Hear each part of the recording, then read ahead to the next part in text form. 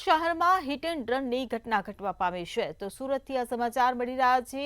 સુરત શહેરમાં વધુ એક હિટ એન્ડ રનની ઘટના ઘટી છે ત્યારે મૈદરપુરા પોલીસની ગંભીર બેદરકારી સામે આવી છે। હિટ એન્ડ રનની ઘટના સુરતથી સામે આવી છે। શહેરના ગોતાલાવાડી ખાતે આ ઘટના ઘટવા પામી હતી ત્યારે 8 દિવસ બાદ પણ આરોપી પોલીસ પકડથી દૂર છે।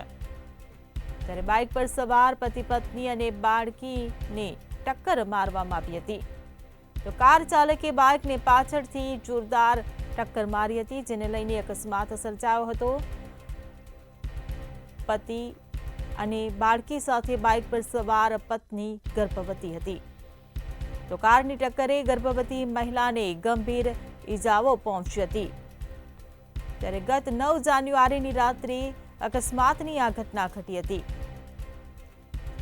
તો બાઇકને ટક્કર મારી અજાણ્યો વાહન ચાલક પલાયન થયો હતો।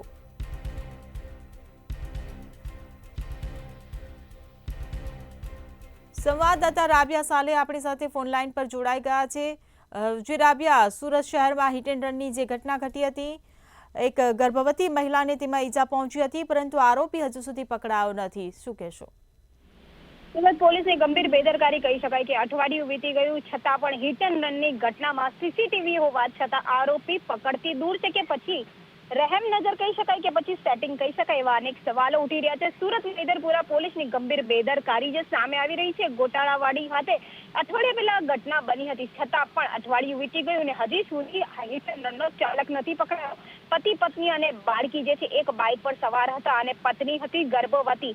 આ ગર્ભવતી પત્નીને ટક્કર લાગી હતી ત્યારે કાર ચાલકે પાછળથી ટક્કર મારી ફરાર થઈ ગયો હતો। 9 તારીખે આ ઘટના બની હતી। સુરતના મૈદરપુરા પોલીસની હવે આ ઢીલી તપાસ છે કે પછી કાર ચાલકની ઉપર રહેમ નજર એવા અનેક સવાલ ઉઠી રહ્યા છે। કાર અથવા કાર ચાલક હજી સુધી નથી પકડાયો।